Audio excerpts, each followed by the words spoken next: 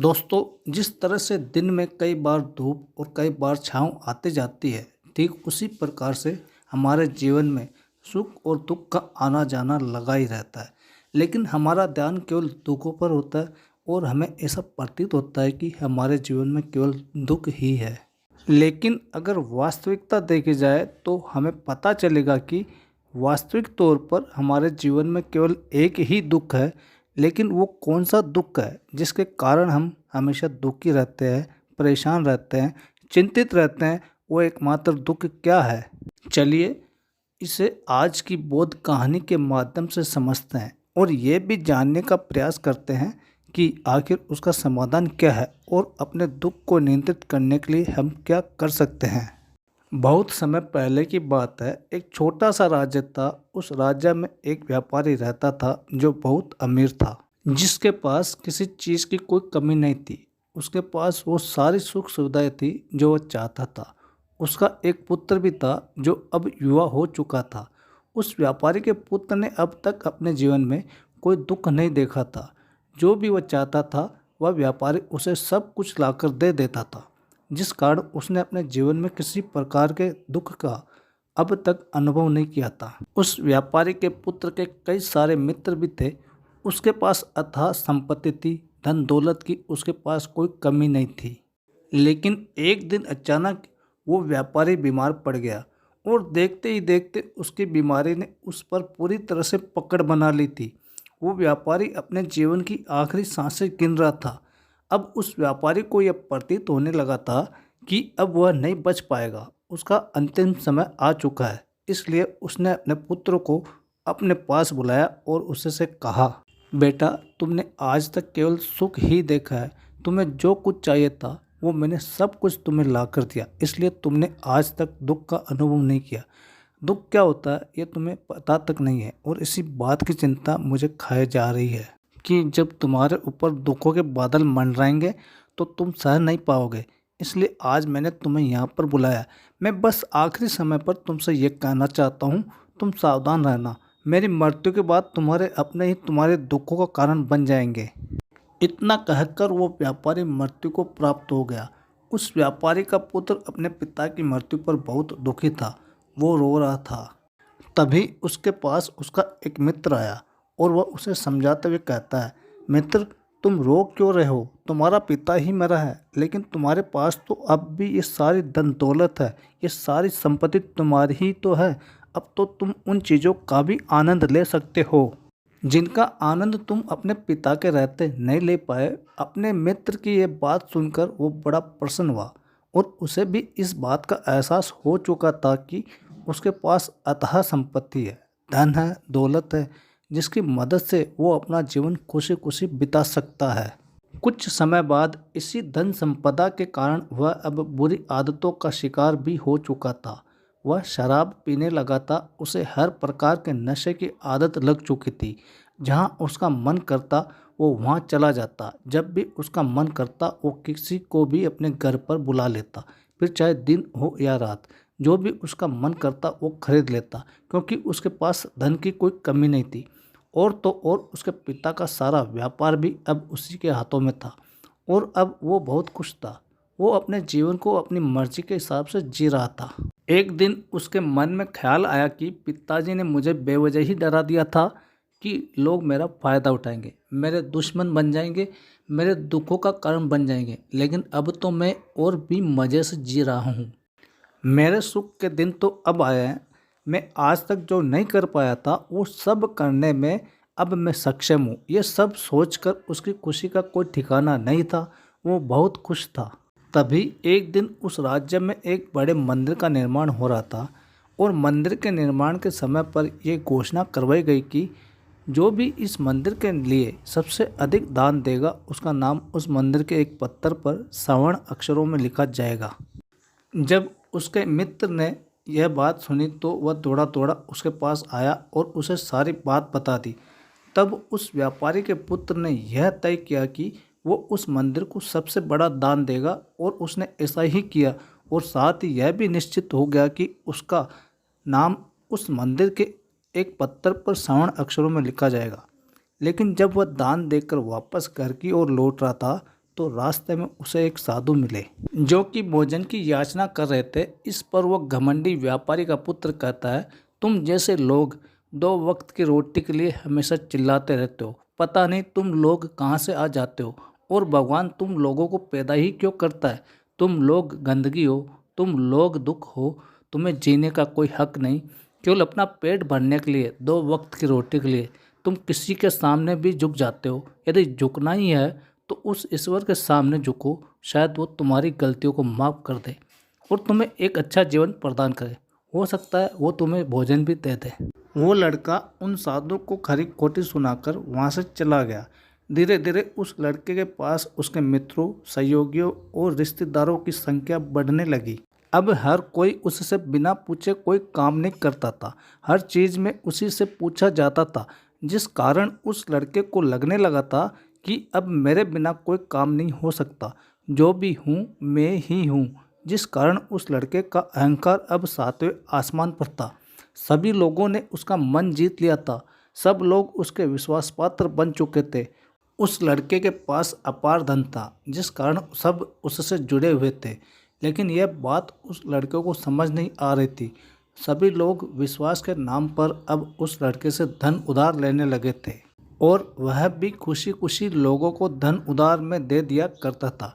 जो कोई उससे धन उधार लेने आता था, वो जितना मांगता था उससे ज़्यादा ही उन्हें दे दिया करता था, क्योंकि वह उन सभी की नज़रों में अपने आप को साबित करना चाहता था। वो अपने आप को महान दिखाना चाहता था। लेकिन धीरे धीरे उसकी बुरी आदतों के कारण अब उसका व्यापार चौपट होने लगा था। देखते ही देखते एक दिन व्यापार में उसे बहुत बड़ा घाटा हुआ।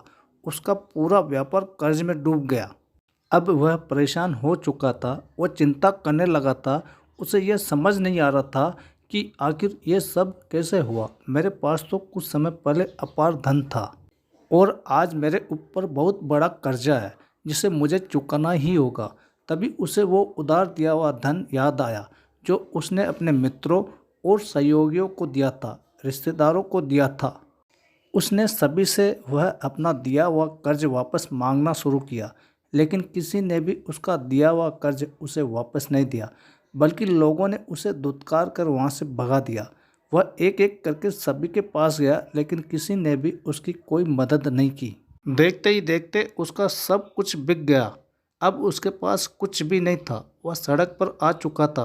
तभी वह यह सोचने लगा कि अपने सुख के दिनों में मैं यह नहीं जान पाया कि मैं अपने शत्रुओं से घिरा हुआ हूँ। मेरे पिताजी सही कहते थे कि मेरे अपने ही मेरे दुखों का कारण बनेंगे। पिताजी, आपका धन्यवाद, लेकिन मैं आपकी बातों को समझ नहीं पाया और आज देखिए क्या हो गया। वो सारा दिन यहाँ से वहाँ भटकता रहा और सोचता रहा कि अब आगे क्या होगा। वो क्या खाएगा, कहाँ रहेगा और कैसे सोएगा। उसे अपने पिता की याद सता रही थी। वो उन्हें याद कर करके रो रहा था। उसकी आंखों से आंसू बह रहे थे, लेकिन अब बहुत देर हो चुकी थी और अब धीरे धीरे उसे भूख भी लग रही थी। तभी उसने सोचा कि मैं उसी मंदिर पर चलता हूँ जहाँ पर पत्थर पर मेरा नाम स्वर्ण अक्षरों में लिखा गया है। मैं जाकर वहाँ पर कुछ मदद मांगता हूँ। वो वहाँ पहुँचा और वहाँ के पुजारी से वो कहता है, पुजारी जी, आपने मुझे पहचाना? मैं वही हूँ जिसने इस मंदिर को सबसे बड़ा दान दिया है और मेरा नाम इस मंदिर के पत्थर पर स्वर्ण अक्षरों में लिखा गया है।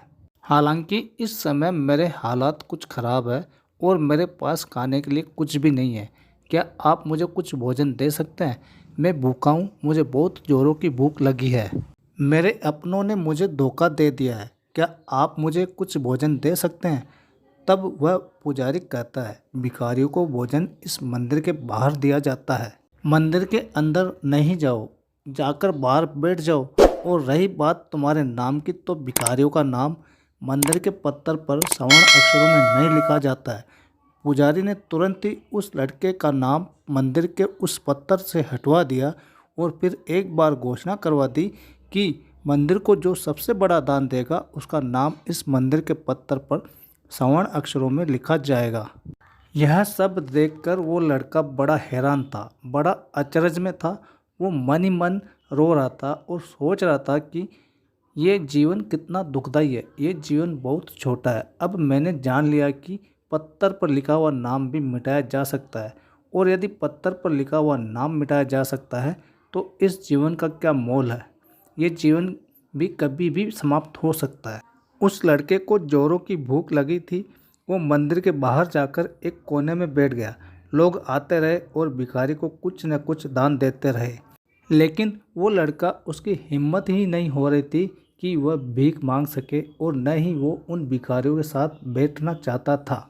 देखते ही देखते दोपहर से रात का समय हो चुका था, लेकिन अब तक उसे कुछ भी ना मिला था। लेकिन उसकी भूख बढ़ती चली जा रही थी और उसे जोरों की भूख लगी थी। पहली बार उसने अपनी भूख को जाना था, अपने पेट की इस आग के बारे में जाना था, और इस भूख के कारण वो इतना परेशान हो चुका था कि उसने तय किया कि वो मंदिर से ही कुछ चुरा लेगा और उसे खाकर अपना पेट भर लेगा। जैसे ही वो वहाँ से उठता है तभी वह साधु वहाँ पर आ जाते हैं, जिसे उस लड़के ने बहुत खरी खोटी सुनाई थी। वो साधु उस लड़के के पास आकर कहते हैं, बेटा हम पहले भी मिल चुके हैं। वो साधु भिक्षा मांगकर वापस लौट रहे थे। उन्होंने कुछ भोजन उसे देते हुए कहा, ये लो, खा लो, तुम्हें जोरों की भूख लगी होगी।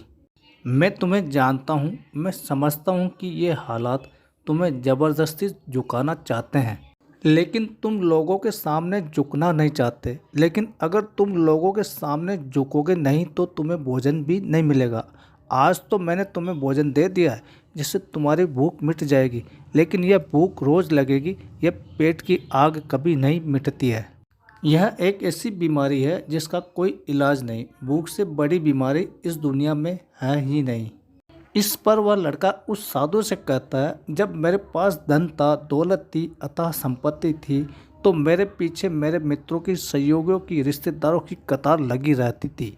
सभी लोग मेरे शुभ चिंतक थे, लेकिन मेरे ऊपर दुख आते ही वो सब पलट गए। वो सब अब मेरे शत्रु बन चुके हैं।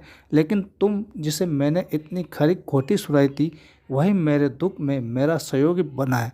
तुम मेरे इस दुख में मेरे पहले मित्र हो, मेरे पहले रिश्तेदार हो, जिसने मुझ पर दया की है।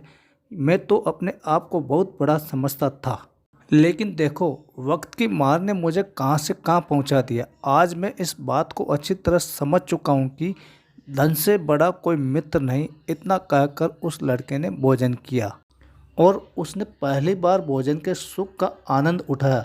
उसके हाथ कांप रहे थे। वो जल्दी जल्दी उस भोजन को समाप्त करना चाहता था, जल्दी जल्दी उसे चबा लेना चाहता था, और उसकी आंखों से झरझर आंसू भी बह रहे थे। उसे ऐसा प्रतीत हो रहा था मानो आज से पहले ऐसा लजीज भोजन उसने आज तक न किया हो। भोजन करते वक्त जो अनुभव उसे प्राप्त हुआ, ऐसा अनुभव उसे आज तक नहीं मिला था। तभी वो उस साधु से कहता है, ये कैसा सुख है, मैं इस दुख में भी इस भोजन के सुख का अनुभव कर पा रहा हूँ। तभी वो साधु कहते हैं, जहाँ तृप्ति होती है वहाँ सुख का अनुभव होता है, लेकिन सावधान, तृप्ति बहुत खतरनाक भी होती है। जब यह तृप्ति हमारी आवश्यकताओं, हमारी इच्छाओं से ऊपर उठ जाती है, तब ये दुख के दर्शन भी हमें कराती है।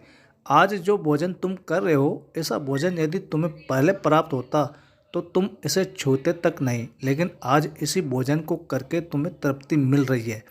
लेकिन जब तुम्हारे पास धन था, दौलत थी, तब तुमने इससे भी अच्छा भोजन किया होगा, लेकिन तब तुम्हें तृप्ति नहीं मिली होगी, वो सुख प्राप्त नहीं हुआ होगा जो तुम आज अनुभव कर रहे हो। लेकिन सावधान, अगर ऐसा ही भोजन तुम्हें रोज़ मिलता रहे तो तुम और भी अच्छे भोजन की कामना करने लगोगे, और इसी कामना की तृप्ति के लिए तुम्हारे मन में दुख पैदा होगा।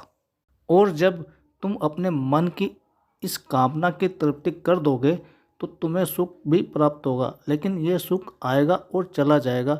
और जब तुम्हारे जीवन में इसी प्रकार के भोजन हमेशा आते रहेंगे और जाते रहेंगे, तो तुम किसी और कामना, किसी और इच्छा की ओर आगे बढ़ने लगोगे। तब तुम किसी और इच्छा की पूर्ति करना चाहोगे, तुम किसी और इच्छा की तृप्ति करना चाहोगे, और जब वह इच्छा पूरी नहीं होगी, जब तुम्हें तृप्ति नहीं मिलेगी, तब तुम्हें दुख होगा, तकलीफ होगी, पीड़ा होगी, और यह श्रृंखला ऐसे ही आगे बढ़ती चली जाएगी। तुम हमेशा सुख के पीछे भागोगे, लेकिन दुख तुम्हारे पीछे यूं ही भागता रहेगा। तुम सुख को पकड़ना चाहोगे, दुख तुम्हें पकड़ना चाहेगा। इसी प्रकार यह प्रक्रिया यूं ही निरंतर चलती रहेगी। तभी वह साधु अपने थैले में एक सोने की थैली निकालकर उस लड़के के हाथ पर रख देता है। तभी वह लड़का उस साधु से कहता है, हे महाराज, आपके पास इतना धन कहाँ से आया? आप तो एक बैरागी है। तभी वह साधु उस लड़के से कहता है, ये धन तुम्हारा ही है। उस दिन जब तुम खरी खोटी सुनाकर अपने घर की ओर आगे बढ़ रहे थे, तभी तुम्हारे जेब से ये सोने के सिक्कों से भरा हुआ थैला नीचे गिर पड़ा और मैंने इसे उठाकर अपने पास रख लिया, ये सोचकर कि जब तुम मुझे मिलोगे तब मैं इसे तुम्हें लौटा दूंगा। लेकिन उस दिन के बाद आज तुम मिले हो, इसलिए मैं तुम्हें इसे लौटा रहा हूँ। ले लो, ये तुम्हारा ही है। इस पर वह लड़का कहता है, महाराज, इसी धन के लिए मुझे मेरे मित्रों ने, मेरे सहयोगियों ने, यहाँ तक कि मेरे रिश्तेदारों ने भी मुझे धोखा दिया। लेकिन आप वो पहले शख्स है जो मुझे ये धन लौटा रहे हैं। और वहीं पर जो मैंने धन, जो कर्ज अपने मित्रों, अपने सहयोगियों, अपने रिश्तेदारों को दिया था, अपने बुरे समय पर जब मैंने उनसे वो मांगा तो उन सभी ने वो धन देने से मुझे मना कर दिया।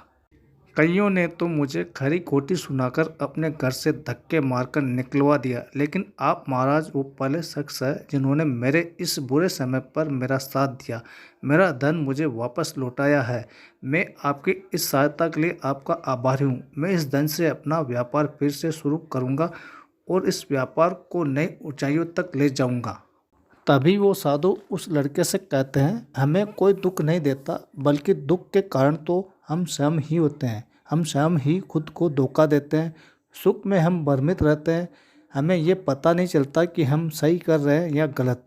और इसी प्रकार हम एक मायाजाल में फंसते चले जाते हैं, क्योंकि सुख में हम अपनी आंखें बंद करके बस उस सुख का आनंद लेते हैं और हम किसी चीज़ की तरफ ध्यान नहीं देना चाहते हैं। हम नहीं जानना चाहते हैं कि जीवन मीठा है तो कड़वा भी है, सच है तो झूठ भी है। सुख में हम केवल अपने अहंकार को बढ़ावा देते हैं। तभी इस पर वह लड़का कहता है, आप ठीक कहते हैं।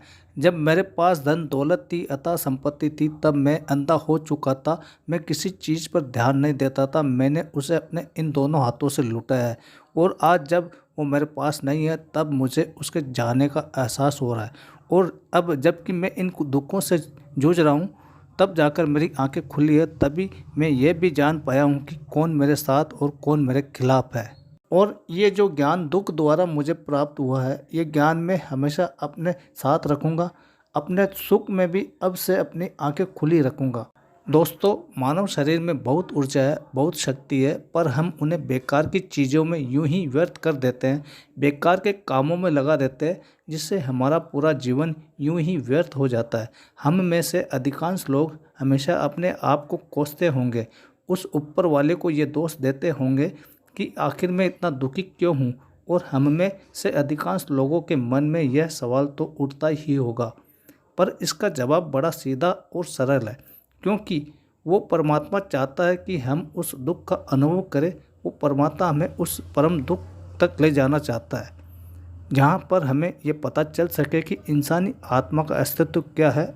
और वह दुख है अपने आप को न पहचान पाना, अपनी शक्तियों को न पहचान पाना, अपने आप को ना जानना, अपने आप को इकट्ठा ना कर पाना, अपने आप को नियंत्रित ना कर पाना। हमारे जीवन में केवल एकमात्र यही दुख, क्योंकि हम अपने आप पर कभी ध्यान नहीं देते, अपने आप को एकत्रित करने का कभी प्रयास तक नहीं करते। लेकिन इस दुख को ना देखकर हम बाकी के इधर उधर के दुख को देखकर हमेशा चिंतित रहते हैं, परेशान रहते हैं और अपना पूरा ध्यान उन्हीं दुखों पर लगाए रहते हैं। लेकिन जो वास्तविक दुख है उस पर हमारा ध्यान कभी जाता ही नहीं। लेकिन वास्तविकता तो यही है कि जब भी हमारे जीवन में कोई दुख आता है तो हमारा ध्यान खुद पर होना चाहिए कि आखिर मैं दुखी क्यों हूँ, मैं क्या हूँ, मैं क्यों हूँ। और जब ये एकमात्र दुख आपके जीवन में आपको नज़र आने लगता है, तब आप ध्यान की तरफ आगे बढ़ने लगते हैं, आप अपने आप को खोजने की तरफ आगे बढ़ने लगते हैं। और तब आपके सामने कोई भी समस्या बड़ी नहीं रह जाती। किसी भी बड़ी से बड़ी समस्या का समाधान सरलतापूर्वक कर सकते हैं। इसलिए खुद को जानिए, खुद को पहचानिए, क्योंकि जो शक्ति, जो क्षमता आपके भीतर है और किसी और के पास नहीं है। आप उस परम शक्ति का एक रूप है। आप अपनी शक्ति को पहचानिए, जानिए आप कौन है, क्या है। उसके बाद आपके सामने किसी प्रकार का भी दुख टिक नहीं पाएगा और आप हर परिस्थिति में खुश रहना सीख जाएंगे। दोस्तों, उम्मीद है कि आपने आज की इस वीडियो से कुछ ना कुछ सीखा होगा। तो इस वीडियो को लाइक करें और अपने दोस्तों के साथ शेयर करना ना भूलें। और हमें ऐसे ही सपोर्ट करने के लिए चैनल को सब्सक्राइब और घंटी बटन को ज़रूर दबा दें। धन्यवाद दोस्तों।